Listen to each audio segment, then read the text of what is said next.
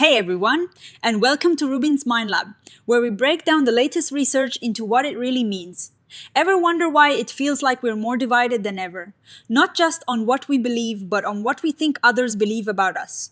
This new study dives deep into that very feeling. Political polarization, that deep divide we see in politics, isn't just about what we believe. It is also about what we think people on the other side believe about us. This research explores something called moral metaperceptions. Basically, it is what you believe other groups think about your moral values.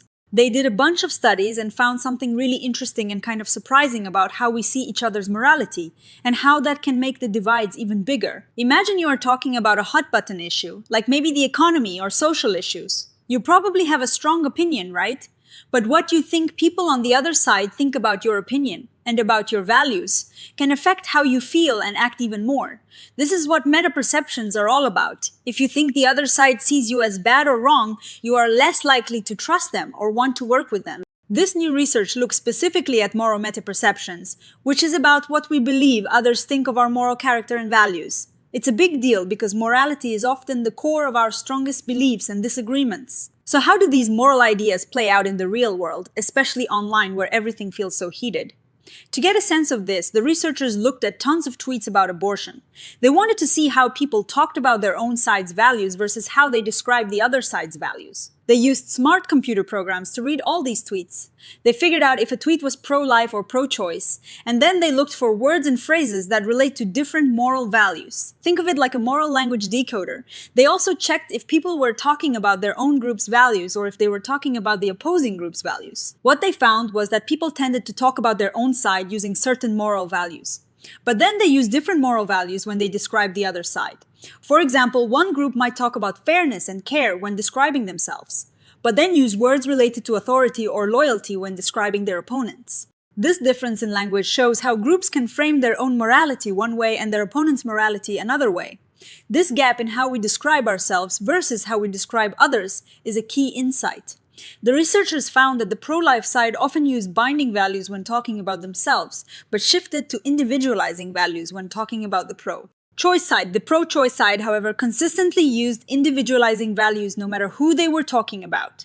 This suggests a real difference in how morality is framed depending on whether you are talking about your group or the other group. This first study really sets the stage. It shows that in a polarized debate like abortion, people don't just state their own moral beliefs. They also actively frame their opponent's morality in a specific way. This difference between self-presentation and out-group characterization could be a big reason why we misunderstand each other so much. It is not just that we have different values, but we also describe those values and our opponent's values differently, and often with more negative feelings when talking about the other side. This leads us to the next studies, where they directly tested those beliefs. Okay, so we know people talk differently about their own morality versus their opponents. But do they actually believe they are seen by the other side in the way they describe them? Study 2 gets right to that. They wanted to see if people accurately guess how members of the opposing political group would judge their moral values. They recruited people who identified as either pro-choice or pro-life. Then they put people into 3 groups. One group judged someone from their own side. Another group judged someone from the other side. The crucial third group was asked to judge someone from their own side. But as they thought someone from the other side would judge them, this is the metaperception part. They also looked at how warm and competent people seemed and how much social distance people wanted. Here is the key finding. People were pretty good at judging their own group and the other group. But when it came to guessing what the other group thought of them, that is the metaperception, things got a bit skewed. Liberals, for instance, underestimated how much conservatives thought liberals upheld certain moral values. Conservatives, on the other hand, overestimated how much liberals thought conservatives upheld other moral values. There were these asymmetric inaccuracies. It wasn't just a simple case of everyone thinking the other side dislikes them. It was more specific to which values were being discussed and which group was doing the guessing. These misperceptions also link to less trust and more perceived threat from the other side. This is a really important finding. It shows that political divides aren't just about differing beliefs, but also about flawed beliefs about what the other side believes about us. Especially when it comes to morality, it is not a blanket negativity bias where everyone thinks they're disliked. Instead, there are specific, asymmetric errors in how we think our morality is judged. These errors, in turn, seem to fuel distrust and fear. To see if this was specific to abortion, they did another study. Study 3 took the idea of asymmetric moral metaperceptions and tested it in a new situation, gun control. They wanted to see if these same skewed beliefs about how others judge our morality would show up again, and importantly, if these misperceptions really affected how much people trusted or feared the other side. Similar to study 2, they got liberals and conservatives involved. Again, they had people judge their own group, the other group, or guess what the other group would think. But this time, they also measured how much trust people had in the other side and how much threat they perceived from them. They also measured empathy, because maybe being good at understanding others could help fix these misperceptions. The asymmetric misperceptions popped up again. Liberals underestimated how positively conservatives viewed their binding moral values, while conservatives tended to overestimate how positively liberals viewed their individualizing moral values. This confirms the pattern from study 2. Even more striking, these misperceptions directly predicted how much trust and threat people felt. For liberals, the mismatch between reality and their belief about how conservatives saw them led to less trust and more perceived threat. For conservatives, the opposite pattern emerged, impacting their trust and threat perceptions as well. Interestingly, empathy played a role, but in different ways for liberals and conservatives, suggesting it is not a simple fix for everyone. This study is crucial because it shows that these asymmetric moral metaperceptions aren't just about one specific issue like abortion. They're a more general pattern that shows up across different political debates.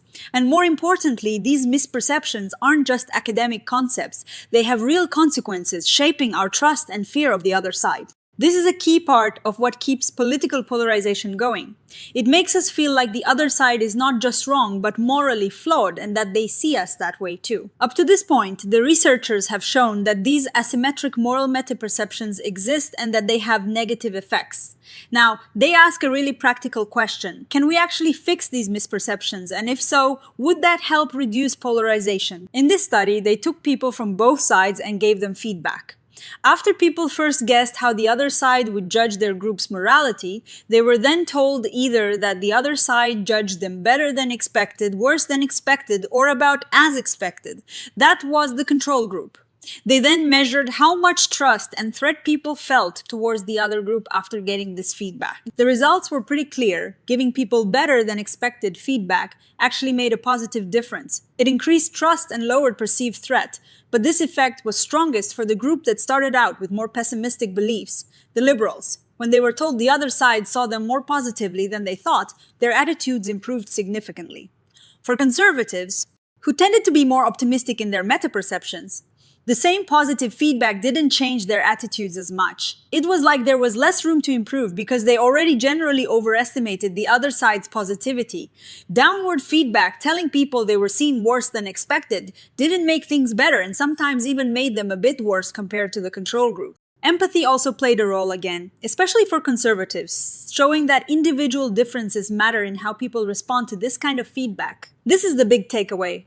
Moral metaperceptions are not set in stone. They can be changed through simple informational feedback. And the most dramatic improvements happened for the group that most underestimated how positively they were viewed by the outgroup. This suggests that interventions designed to correct these specific directional errors in our beliefs about others can be a powerful tool for reducing political animosity. It is not about changing people's core beliefs, but changing their beliefs about what others believe about them.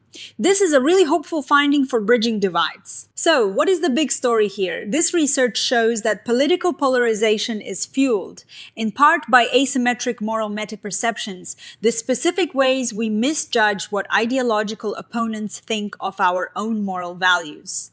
Unlike previous research that often pointed to a general dislike or pessimism, this study reveals nuanced patterns where liberals tend to underestimate conservative regard for their binding values, and conservatives tend to overestimate liberal regard for their individualizing values. These aren't just innocent mistakes.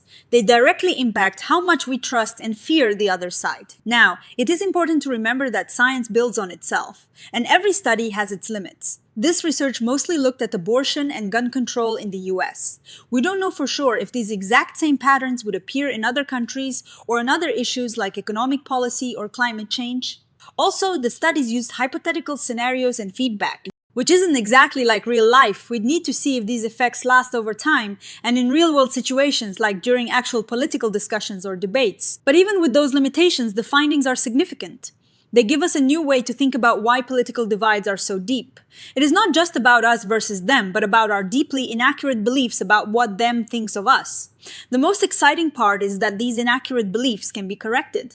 By understanding and addressing these moral metaperceptions, we might have a pathway to foster more constructive conversations and reduce the bitter polarization we see today. Maybe the path forward isn't just about shouting louder about our own values, but about understanding and correcting how we think others perceive those values. What do you think about these findings? Do you find yourself making assumptions about what the other side thinks of your values? Let me know in the comments below. And if you found this exploration of social psychology fascinating, please give this video a thumbs up, subscribe to RUBIN'S Mind Lab for more insights into the human mind, and hit that notification bell so you don't miss our next episode. Thanks for watching.